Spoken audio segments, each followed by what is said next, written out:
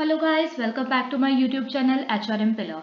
This is Mahima here. So today I'm going to discuss a very important topic which is related to UGC NET exam, especially code 55, that is HRM Labor Welfare Personnel Management.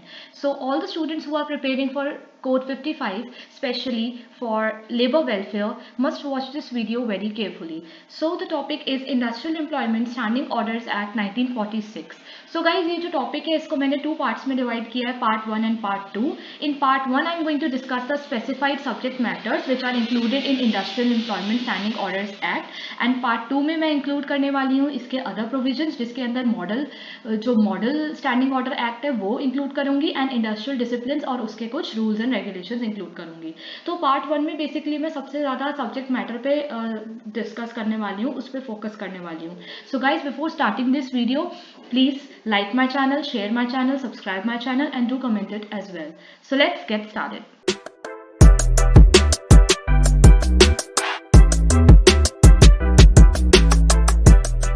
सबसे पहले मैं contents discuss कर लेती हूँ कि मैं इस act में क्या क्या डिस्कस करने वाली हूँ. ये जो टॉपिक है इसके ऊपर काफ़ी कम वीडियोस बनी हुई हैं, तो मैंने सोचा सबसे पहले मैं इसके ऊपर वीडियो बनाऊं. एंड ये टॉपिक इतना इजी नहीं है समझने के लिए, इसलिए मैंने इसको दो पार्ट्स में डिवाइड कर दिया, जिससे कि मैं एक पार्ट पर स्पेसिफाई अच्छे से आपको समझा सकूं. तो सबसे पहले मैं इस एक्ट का इंट्रोडक्शन बताऊंगी, then I will be coming towards the applicability of this act, that means कि इसका कहाँ कहाँ एप्लीकेबल होता है ये act. Then I will come towards some important definitions, और उसके बाद मैं मेन टॉपिक पे आऊँगी कि कौन कौन से matters industrial employment standing order act 1946 के शेड्यूल में आते हैं. सबसे पहले अब हम स्टार्ट करते हैं स्टैंडिंग ऑर्डर एक्ट होता क्या है. स्टैंडिंग ऑर्डर एक्ट पढ़ने से पहले हमें ये पता होना चाहिए कि इस वर्ड का मीनिंग क्या है. स्टैंडिंग ऑर्डर एक ऐसे परमानेंटली अरेंज्ड ऑर्डर्स होते हैं, ऐसे एडहॉक ऑर्डर्स होते हैं जिनको हम क्यों फ्रेम करते हैं, कुछ कंसिस्ट इसके अंदर हम इसलिए इसको बनाते हैं, इसके अंदर कुछ स्पेसिफाइड टर्म्स एंड कंडीशंस होते हैं जो एक इस्टेब्लिशमेंट में एक एम्प्लॉयर और एक एम्प्लॉय को मानने पड़ते हैं. अगर उनके स्पेसिफाइड टर्म्स एंड कंडीशंस नहीं होंगे तो उससे क्या हो सकता है, उससे आपस में कॉन्फ्लिक्ट्स हो सकते हैं, अनसर्टेनिटी आ सकती है, एंड ग्रीवियंसेस आ सकते हैं in between employer and employee. अब ये स्पेसिफाइड टर्म्स एंड कंडीशंस किस किस चीज़ों से रिलेटेड हो सकते हैं. ये हो सकते हैं रिक्रूटमेंट से रिलेटेड, ये हो सकते हैं लीव्स और हॉलीडेज से रिलेटेड, ये हो सकते हैं वर्किंग आवर्स से रिलेटेड, अटेंडेंस से रिलेटेड, आपकी वेजेस से रिलेटेड, सैलरी से रिलेटेड, कोई भी ग्रीवियंस से रिलेटेड हो सकते हैं बिटवीन एम्प्लॉयर एंड एम्प्लॉय. तो ये हमारे मिलकर स्पेसिफाइड टर्म्स एंड कंडीशंस होते हैं, जिसको हम रिटन फॉर्म में परमानेंट अरेंज्ड ऑर्डर्स बना देते हैं, वो फ्रेम कर देते हैं, और उसको पूरे को हम स्टैंडिंग ऑर्डर कहते हैं. और जिस एक्ट के अंदर वो आता है उसे कहते हैं employment standing order act 1946. Okay, so guys, मुझे लगता है I am very clear with the word. Okay, अब हम आते हैं इंट्रोडक्शन पे. Now I am basically coming towards the act 1946. तो गाइज ये स्टार्ट कैसे हुआ था, सबसे पहले हम लोग ये पढ़ते हैं. तो बॉम्बे इंडस्ट्रियल डिस्प्यूट एक्ट 1938, ये जो एक्ट था बॉम्बे इंडस्ट्रियल डिस्प्यूट एक्ट 1938, ये सबसे पहला ऐसा लेजिस्लेशन और ऐसा एक्ट था कंट्री में जिसके अंदर हमने स्टैंडिंग ऑर्डर्स वर्ड की सबसे पहले बात की थी. इस वर्ड को हमने सबसे पहले यूज किया था, और सबसे ज्यादा लार्ज इंडस्ट्रियल कंसर्न्स, मतलब जितनी भी बड़ी बड़ी कंपनीज थी, जितनी भी बड़ी बड़ी कंसर्न्स थे, फर्म्स थी, एस्टैब्लिशमेंट थी, उन्होंने इसके ऊपर ये फ्रेम करके ये एक्ट बनाया था, और इसके अंदर प्रिस्क्राइब्ड टर्म्स एंड कंडीशंस लिख दिए थे एम्प्लॉयमेंट के. ओके, उसके बाद सेंट्रल लेजिस्लेटिव असेंबली ने 1946 में एक बिल पास किया, और बिल पास करने के बाद 23 अप्रैल 1946 को standing order act 1946 came into force. अब हम आते हैं एप्लीकेबिलिटी ऑफ दिस एक्ट, मतलब इसकी एप्लीकेबिलिटी कहाँ कहाँ तक है. ये एक्ट उन एस्टैब्लिशमेंट्स पे, उन फर्म्स पे अप्लाई होता है जहाँ पे 100 या 100 से ज़्यादा लोग काम कर रहे हैं. बट अगर कंसेंट होती है सेंट्रल गवर्नमेंट की और स्टेट गवर्नमेंट की, तो हम इसको 100 लोगों के कम एस्टैब्लिशमेंट के ऊपर भी हम इसको अप्लाई करवा सकते हैं. पर उसके लिए हमें ऑफिशियल गैजेट पर, मतलब जो गवर्नमेंट के ऑफिशियल गैजेट होता है उस पर हमें 2 मंथ्स पहले ही नोटिस प्रोवाइड करना पड़ता है गैजेट पे कि हाँ हम इस एस्टैब्लिशमेंट पर ये एक्ट लागू करना चाहते हैं, पर यहाँ पर 100 लोगों से कम लोग काम करते हैं, तो भी उसके केस में हम कर सकते हैं. बट ये कौन सी जगहों पे अप्लाई नहीं होता है industrial employment standing order act 1946, उन इंडस्ट्रीज पर ये बिल्कुल भी अप्लाई नहीं होता है जहाँ पे ऑलरेडी रेलिवेंट सेक्शंस लगे हुए हैं बॉम्बे इंडस्ट्रियल रिलेशन एक्ट के. ओके, और वो फॉर्म्स पर भी नहीं अप्लाई होता है जिस पे Madhya Pradesh industrial employment standing order act 1961 applicable है। तो ये बॉम्बे इंडस्ट्रियल रिलेशन और मध्य प्रदेश इंडस्ट्रियल रिलेशन, ये दो एक्ट जिन जिन फॉर्म और जिन जिन इंडस्ट्रीज पर लगे हुए हैं उस पर हम स्टैंडिंग ऑर्डर एक्ट 1947 अप्लाई नहीं करेंगे, क्योंकि ऑलरेडी ही ये वाले एक्ट्स उससे रिलेटेड प्रोविजंस कवर कर देते हैं। तो इन दो एक्ट्स को आप जरूर याद रखिएगा विद देयर ईयर्स। उसके बाद हम आ जाते हैं कुछ इंपॉर्टेंट डेफिनेशंस के ऊपर। सबसे पहले सेक्शन 2B के अकॉर्डिंग हम एप्रोप्रिएट गवर्नमेंट की डेफिनेशन कवर करेंगे। मैं एप्रोप्रिएट गवर्नमेंट की जो डेफिनेशन है अप्रॉक्स मैंने हर ही एक्ट, जितने अभी तक एक्ट कराए हैं सभी में इंक्लूड करी है। मैं दोबारा फिर से आपको समझा देती हूँ अगर अभी भी किसी को समझ में ना आया हो कि एप्रोप्रिएट गवर्नमेंट होता क्या है। एप्रोप्रिएट गवर्नमेंट के अंदर ये आता है कि सेंट्रल गवर्नमेंट है जो किसी भी इंडस्ट्रियल रिलेशन के अंदर आती है, अगर उसके ऊपर सेंट्रल गवर्नमेंट का कंट्रोल है तो वो सेंट्रल गवर्नमेंट हो जाएगी उसकी एप्रोप्रिएट गवर्नमेंट। और सेंट्रल गवर्नमेंट का कंट्रोल किन किन केसेस में होता है, पोर्ट्स पे होता है, माइंस पे होता है, रेलवे एडमिनिस्ट्रेशन पे होता है, और जितने भी बाकी ऑयल फील्ड पे होता है, और जितने भी बाकी जो अदर केसेस बचते हैं, अदर इंडस्ट्रियल एस्टैब्लिशमेंट्स बचती हैं, उसके ऊपर किसका कंट्रोल आ जाता है, स्टेट गवर्नमेंट का। तो सेंट्रल एंड स्टेट गवर्नमेंट एक साथ सम अप होकर एप्रोप्रिएट गवर्नमेंट बनाती है। उसके बाद हम आ जाते हैं सर्टिफाइंग ऑफिसर पर। Labour commissioner, regional labour commissioner, ये या फिर कोई और अदर ऑफिसर जिसको हम अपॉइंट करते हैं, जो कि सेंट्रल या स्टेट गवर्नमेंट उनको अपॉइंट करता है। कैसे अपॉइंट करेगा, एज यूजुअल नोटिफिकेशन देगा ऑफिशियल गैजेट में और वो सारे के सारे फंक्शंस परफॉर्म करता है certifying as a certifying officer. उसको हम कहते हैं certifying officer as per section 2C। Employer कौन होता है, ये बहुत ईजी है। अप्रॉक्स हर एक्ट में मैं आपको एम्प्लॉयर की डेफिनेशन बता चुकी हूँ। एम्प्लॉयर कौन होता है, ओनर होता है इंडस्ट्रियल एस्टैब्लिशमेंट का, इंडस्ट्रियल फर्म का, या फिर वो पर्सन होता है जिसको सारे सुपरविजन और सारे कंट्रोल देखना पड़ता है फर्म का, वही रिस्पॉन्सिबल पर्सन होता है, उसको हम एम्प्लॉयर कहते हैं as per section 2D of this act. फिर आ जाता है हमारा इंडस्ट्रियल एस्टैब्लिशमेंट। इंडस्ट्रियल एस्टैब्लिशमेंट एक ऐसी फर्म होती है जिसको हम डिफाइन कर सकते हैं, कोई भी फैक्ट्री हो गई, कोई भी रेलवे हो गई, कोई भी फर्म हो गया, जिसको हम क्या कहते हैं, हम क्यों उसके अंदर काम करते हैं, for the purpose of fulfilling a contract. हम किसी ओनर से उसका कॉन्ट्रैक्ट लेते हैं और हम उसमें वर्कमैन को भी काम करने के लिए एम्प्लॉय करते हैं और उनको सैलरी देते हैं बदले में, जिससे कि हमारा वो काम करें, हमारा प्रोडक्शन हो और उसके बाद हमारा प्रॉफिट हो। ये जो डेफिनेशन है ये एज पर सेक्शन 2E है। मैंने इसमें सेक्शंस इसलिए इंक्लूड किए कि कभी कभी क्वेश्चन आ जाता है यूजीसी नेट एग्जाम के पेपर में कि आपने एज पर विच सेक्शन आपने ये डेफिनेशन इस एक्ट में पढ़ी। तो यू मस्ट नो थोड़ा थोड़ा कि हाँ सेक्शन 2E के अकॉर्डिंग हमारी इंडस्ट्रियल एस्टैब्लिशमेंट की डेफिनेशन है, 2D के अकॉर्डिंग एम्प्लॉयर की है, एंड सो ऑन। अब आ जाते हैं जो कि इस मेन टॉपिक के ऊपर, जो कि मैंने इसके ऊपर वीडियो बनानी चाहिए। तो ये है matters which are specified in the schedule of industrial employment standing order act 1946। Basically ये पार्ट 1 के अंदर मैं यही इंक्लूड करने वाली हूँ, आगे की वीडियो पार्ट 2 में इंक्लूड करूंगी। अब ये 11 सेक्शंस जो आपको दिख रहे हैं इसको मैं 1 बाय 1 भी बताऊंगी। पहला सेक्शन है classification of workman, second section है hours of work, holidays, pay days, wages rates, third section है शिफ्ट वर्किंग, फोर्थ सेक्शन है attendance and late coming, fifth है condition of procedure in applying for leaves and holiday, requirement of entering premises by certain gates, closing and reopening of sections of firms and rights and liabilities of employer and workman, termination कैसे होता है employment का, suspension, dismissal of misconduct, omission, means of redressal for workmen against unfair treatment or wrongful exactions by the employer, और last में any other matter which may be prescribed। तो ये कुछ matters हैं जो कि शेड्यूल बना हुआ है इंडस्ट्रियल एम्प्लॉयमेंट स्टैंडिंग ऑर्डर का, उसके अंदर हमने ये सारे मैटर्स इंक्लूड करे हैं और अब मैं इन सारे मैटर्स को एक एक करके समझाऊंगी।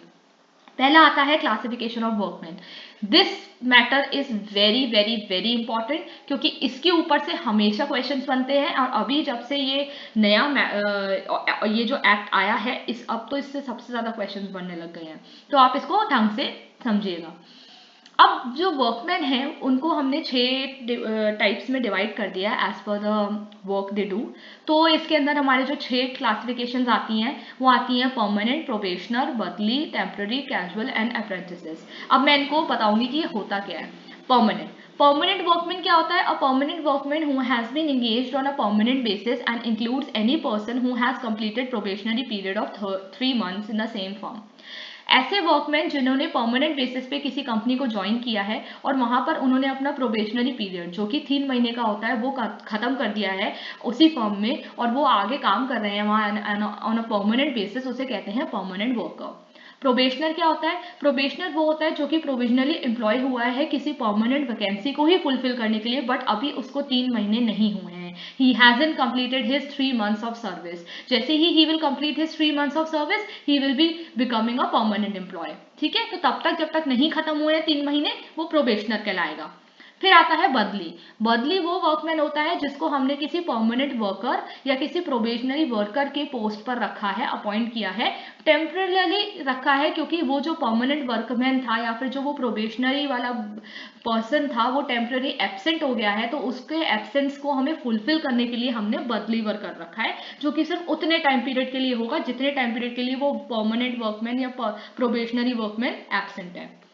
टेम्पररी वर्कमैन, टेम्पररी वर्कमैन वो होता है जिसको हम किसी काम के लिए इंगेज करते हैं but essentially as the word suggest उसको टेम्पररी नेचर के लिए रखते हैं जो किसी लिमिटेड पीरियड ऑफ टाइम के बाद खत्म हो जाता है। Like for example contractual basis, कि हमने किसी को 2 महीने की कॉन्ट्रैक्ट पर रखा, आपको टेम्पररी आपको यहाँ 2 महीने काम करना पड़ेगा, आपको उसके पैसे दिए जाएंगे और फिर आप यहाँ से चले जाएंगे। You are not a permanent worker here. ठीक है, फिर आता है कैजुअल वर्कमैन।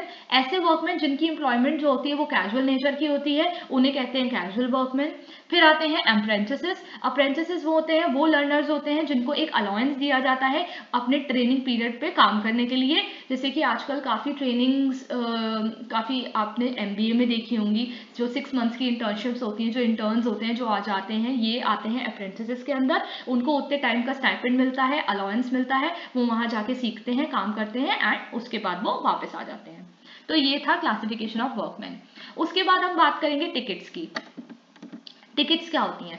टिकट्स दी जाती हैं इसके अंदर, जैसे जो मैंने अभी आपको 6 टाइप के जो वर्कर्स बताए हैं उसके हिसाब से उनकी डिपार्टमेंटल टिकट्स होती हैं। अब जैसे कि फॉर एग्जांपल परमानेंट वर्कर हो गया, परमानेंट वर्कर को क्या दिया जाएगा? एक परमानेंट टिकट दी जाएगी जब तक अगर वो प्रोबेशनरी नहीं है तो, अगर वो प्रोबेशनरी है तो नहीं दी जाएगी, फिर तो टेम्पररी ही उनको टिकट दी जाएगी, और अगर जैसे वो परमानेंट हो गए तो उन्हें डिपार्टमेंटल टिकट मिल जाएगी। बदली वर्कर को बदली कार्ड मिलता है, टेम्पररी को टेम्पररी कार्ड मिलेगा, कैजुअल वर्कर को कैजुअल कार्ड मिलता है, अप्रेंटिस को अप्रेंटिस। तो वो जिस टाइप का होता है उसको उस टाइप का कार्ड दे दिया जाता है। ये जो टिकट्स होती हैं ये यूज की जाती हैं अपने टाइम पीरियड में जब आप काम करते हैं वहां पर।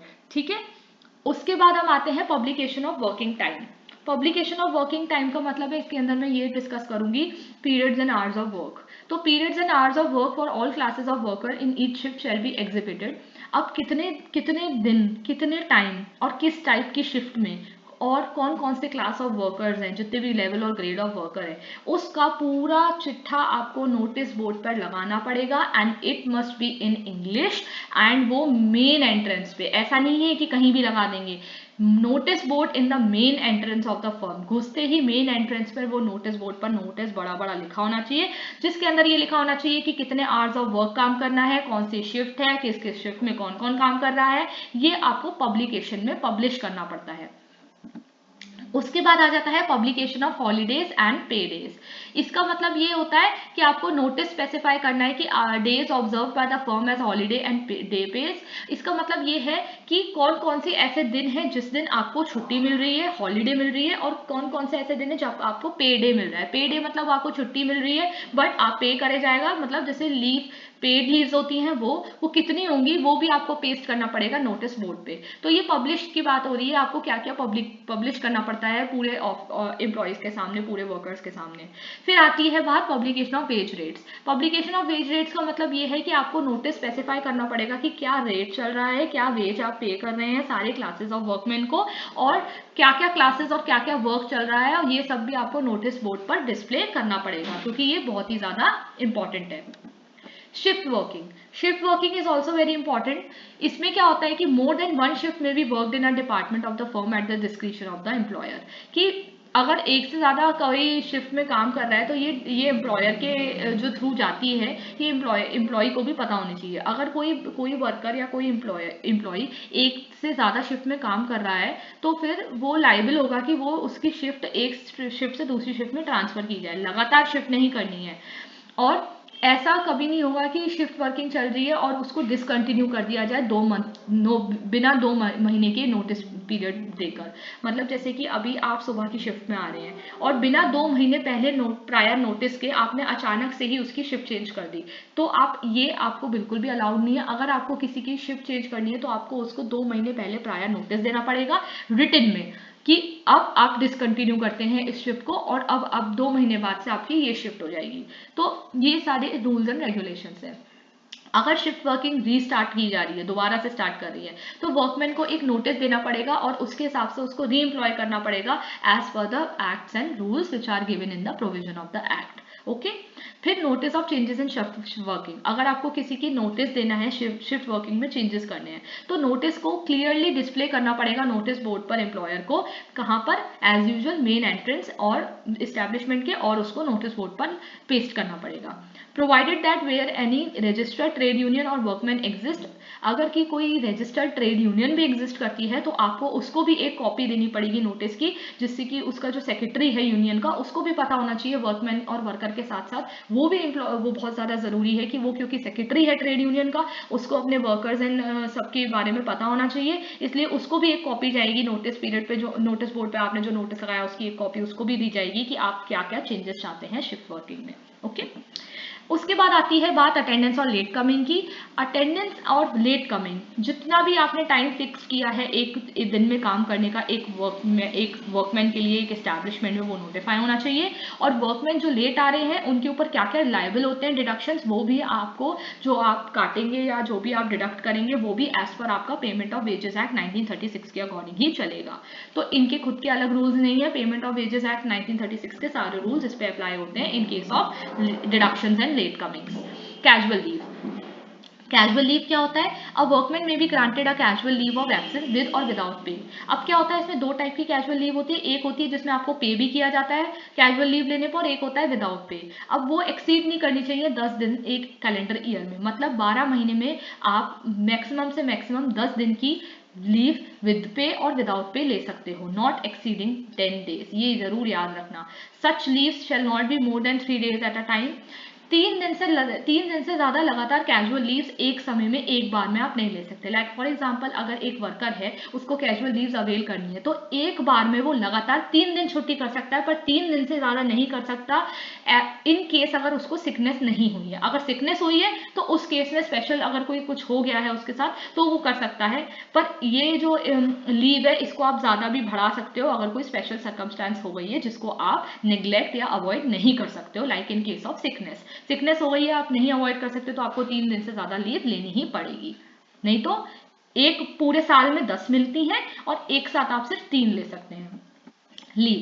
लीव्स जो है हॉलीडेज विद पे, वो एज पर फैक्ट्रीज एक्ट लगती है। सारे फैक्ट्रीज एक्ट 1948 के अकॉर्डिंग जो रूल्स एंड रेगुलेशंस है लीव के, वो इस एक्ट के अकॉर्डिंग लगते हैं। और जो अदर हॉलीडेज हैं वो as per law, as per contract, as per custom और उसके यूसेज के अकॉर्डिंग हाँ ये एक्ट देख लेता है। अब वर्कमैन जिसको कोई लीव चाहिए उसको एम्प्लॉयर से लेकर अप्लाई करना पड़ेगा और उसको ये एप्लीकेशन देनी पड़ेगी, ऑर्डर देना पड़ेगा कि पहले से ही अप्लाई करनी पड़ेगी लीव के लिए विद इन अ वीक, या फिर 2 days prior to the commencement. या तो 1 वीक पहले ही अप्लाई कर दे लीव के लिए, नहीं तो अगर बहुत अर्जेंट बेसिस पे है तो कम से कम नहीं तो 2 दिन पहले, लीव लेने के 2 दिन पहले तो उसको इन्फॉर्म और कमेंस करना पड़ता है, अप्लाई करना पड़ता है एम्प्लॉयर के थ्रू।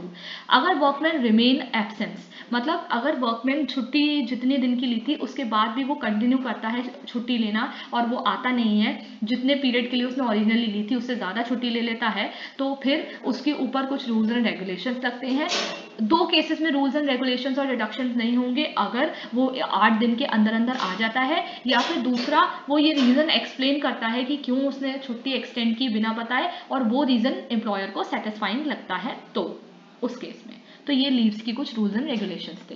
फिर आते हैं पेमेंट ऑफ वेजेस के अकॉर्डिंग क्या रूल्स हैं। Any wages due to workman but not paid on usual pay on account of their being unclaimed shall be paid by the employer.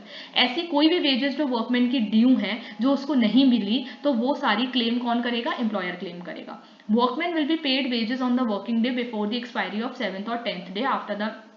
अब अगर 1000 से कम लोग काम कर रहे हैं तो आपको अपनी जो सैलरी या वेजेस है वो महीने के 7वें दिन या 10वें दिन के अंदर अंदर मिल जानी चाहिए, ठीक है। If the total number of workman doesn't exceed 1000। तो ये कुछ रूल्स है, मैंने इनको काफी हाईलाइट करके लिख दिया, आप नोट डाउन कर लीजिए। Stoppage of work, stoppage of work वो चीज होती है कि किसी कंटिजेंसी, किसी अर्जेंसी के चक्कर में आपका काम रुक रहा है एस्टैब्लिशमेंट में। तो एम्प्लॉयर किस किस केस में काम ये हो सकता है, फायर हो सकती है, ब्रेकडाउन ऑफ मशीनरी हो सकती है, पावर स्टॉप हो गया, या फिर कोई भी चीज, कोई सेक्शन, कोई पर्टिकुलर सेक्शन पार्टली या होली हम आपका फर्म में काम नहीं कर रहा है, तो उसमें अगर कुछ काम हो गया तो उसको वो कहते हैं स्टॉपेज ऑफ वर्क। इस केस में क्या होता है, अगर वर्कमैन अफेक्ट हो रहा है तो ये चीज आपको नोटिस बोर्ड पे नोटिस लगाना पड़ेगा कि ये वर्कमैन इस पार्शियली इस पर्टिकुलर एरिया या डिपार्टमेंट का काम नहीं कर पा रहा है, तो आपको ये चीज नोटिफाई करनी पड़ेगी नोटिस बोर्ड पे। अब वर्कमैन अगर नहीं काम कर पा रहा है 2 घंटे से ज़्यादा, तो उसको फिर स्टॉपेज कमेंसमेंट का प्रोविजन उस पर लग जाएगा। अगर ये जो पीरियड ऑफ डिटेंशन है, मतलब जिस टाइम के लिए वो काम नहीं कर रहा है, वो 1 घंटे से ज़्यादा एक्सीड करता है, तो उसके तो फिर उनको वेजेस भी इंटाइटल होते हैं, फिर उसके लिए उनको पैसे भी दी जाएंगे वर्कर्स को। Termination of employment, termination of employment क्या होता है, अगर आपको किसी परमानेंट वर्कमैन का उसको टर्मिनेट करना है, तो आपको उसको रिटन में एम्प्लॉयर को नोटिस देना पड़ेगा। अगर तो ये केस वर्कमैन के केस पे हो रहा है तो वर्कमैन देगा, एम्प्लॉयर के केस में हो रहा है, एम्प्लॉयर निकालना चाहता है किसी को, तो वो रिटन में देगा कि भाई वो किसी को टर्मिनेट कर रहा है। अगर वो मंथली रेटेड वर्कमैन है, मतलब अगर उसे मंथली पे करा जाता है, तो उसको 1 महीने कम से कम पहले बताना पड़ेगा आपको कि भाई हम आपको 1 महीने बाद तक ही रख पाएंगे, हम आपको उसके बाद वी आर टर्मिनेटिंग यू। और अगर वो अदर एम्प्लॉइज है तो कम से कम उसको 2 वीक पहले तो बताना पड़ेगा, जिससे कि वो आगे अपना देख सके कि इन फ्यूचर उसको कहाँ पे जॉब करनी है। कोई भी टेम्पररी, कोई भी प्रोबेशनरी या कोई भी बदली, उसको कोई भी क्या कहते हैं, उनको कोई भी क्या कहते हैं, जैसे अगर नोटिस देना हो टर्मिनेशन का, ऐसा कोई ज़रूरी नहीं है। अगर आपको कल ही टर्मिनेट करना है, आप टर्मिनेट कर सकते हो, ऐसा कोई रूल एंड रेगुलेशन नहीं है कि आपको उनको भी 1 महीने पहले नोटिस देना हो, नहीं, उन्हें कोई देने की जरूरत नहीं, क्योंकि वो खुद ही टेम्पररी नेचर पे है। तो क्या होता है कि आपने अगर किसी को टर्मिनेट कर दिया, तो जितने भी आपका ड्यूज, पैसा, सैलरी, वेजेस बचता है, वो आपको टर्मिनेट करने के सेकेंड दिन ही, मतलब अगर आपने कल किसी को टर्मिनेट किया तो 2 दिन की एक्सपायरी होते होते ही उसके ड्यूज उसके अकाउंट में आ जाने चाहिए। एक्सपायरी होते ही, मतलब जैसे आज आपने किसी को निकाला तो 2 दिन बाद आपको उसके सारे ड्यूज क्लियर कर देने हैं। Okay. Disciplinary action for misconduct, workman may be suspended for a period 4 दिन से कम, नॉट एक्सीडिंग 4 डेज, 4 दिन, सबसे ज़्यादा मैक्सिमम 4 दिन के लिए आप किसी को सस्पेंड कर सकते हैं उनके मिसकंडक्ट के लिए, और आप उनको उनके 2% वेजेस काट सकते हैं एज अ फाइन 1 मंथ में। और वो क्यों क्यों काट सकते हैं वो मैंने लिखा हुआ है इसमें, फ्रॉड किया, डिसऑनेस्टी किया, डैमेज किया, loss of employer's good, taking bribes, habitual late attendance, कोई ब्रीच किया लॉ को, नेग्लिजेंस ऑफ वर्क, काम ढंग से नहीं कर रहे हैं, तो इस केसेस पे आप या तो 4 दिन के लिए सस्पेंड कर सकते हो, या फिर उसकी मंथली 2% वेज में से काट सकते हो as a fine. Complaints. All complaints arising out of employment, including those related to unfair treatment or wrongful exertion of the employer, shall be submitted to the manager. कोई भी कंप्लेन आ रही है employment से रिलेटेड कि कोई unfair treat कर रहा है या फिर रॉन्गफुल एग्जैक्शन हो रहा है किसी भी पार्ट पर, एम्प्लॉयर के पार्ट पर या एजेंट के पार्ट पर, आप उसको सबमिट कर सकते हो मैनेजर को, या कोई और पर्सन जो मैनेजर के ऊपर है, वो जो एम्प्लॉयर के ऊपर मैनेजर है, किसी को भी आप ये चीज़ बता सकते हो रिटन में as a complaint. Certificate on termination of service, एक टर्मिनेशन अगर आप किसी को देते हैं, जैसे मैंने अभी बताया, तो टर्मिनेशन के बाद आपको उसको सर्विस का सर्टिफिकेट देना पड़ता है जब आप उसको डिसमिस करते हो, डिस्चार्ज करते हो या रिटायर करते हो सर्विस से, कि हाँ इसने हमारे साथ 1 साल काम किया, 2 साल काम किया, एज अ एक्सपीरियंस सर्टिफिकेट या as a service certificate. Okay, on the time of termination. Liability of employer, liability of employer क्या होता है कि अगर किसी को अपना टर्मिनेशन, अपनी कोई भी डिसीजन, कोई भी टर्म्स एंड रेगुलेशन समझ में नहीं आता है, तो वो पर्सन, वो वर्कर अपील कर सकता है। अब अगर जो डिजायर करता है अपील करने का, वो एक मेमोरेंडम ऑफ अपील ड्रॉ करेगा, उस मेमोरेंडम ऑफ अपील की वो 4 फॉरवर्ड करेगा कॉपीज एपेलेट अथॉरिटी को, जिसके अंदर certified copy of standing orders भी अटैच्ड होंगे। ठीक है, अब उसमें अमेंडमेंट्स भी लिखे होंगे और मॉडिफिकेशंस भी लिखे होंगे। अब अगर अमेंडमेंट्स और मॉडिफिकेशंस जो हैं वो डिसीजन अपेलेट अथॉरिटी का होता है कि उसको येस करना है या नो करना है, मतलब जिस पर्सन ने अपील डिजायर की वो उसमें कुछ अमेंडमेंट्स और मॉडिफिकेशंस भी कर देगा। अब जब वो अमेंडमेंट्स और मॉडिफिकेशंस अपेलेट अथॉरिटी को करके देता है, तो अब ये डिसीजन अपेलेट अथॉरिटी का होता है कि उसको वो मॉडिफिकेशन और अमेंडमेंट मानने हैं या नहीं मानने हैं। अगर वो नहीं मानना चाहता है तो वो एज इट इज वापस से डिसीजन दे देता है अपनी अथॉरिटी को सबके सामने, एम्प्लॉयर और वर्कमैन के सामने। अगर येस है तो उसको फिर एप्लीकेंट को फिर से वो दिखाता है कि उसने क्या क्या मॉडिफिकेशंस और क्या क्या अमेंडमेंट्स माने हैं, और फिर वो उसकी कॉपी फिर से एप्लीकेंट को वापस मेमोरेंडम ऑफ अपील को फिर भेजता है, उसके अंदर उसने क्या क्या अमेंडमेंट्स मानी है।